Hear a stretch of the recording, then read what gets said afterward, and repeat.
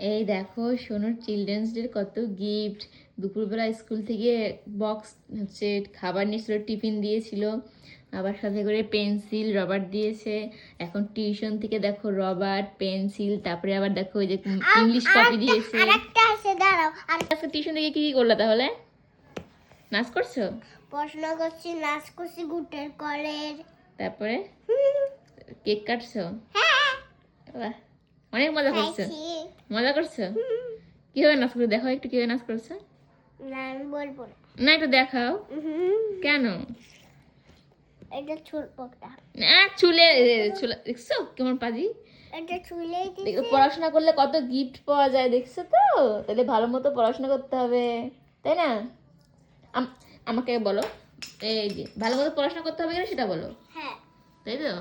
তো চলো এখন খাওয়া দাওয়া করে ঘুম। আমি আগে এটা শুনে যাবো। ওই যে এই দেখো সকালে যেটা দিয়েছে স্কুলে ওটা ছোলা হয়ে গেছে, এখন এটাও ছুলবে, শুধু ছোলার পাগল।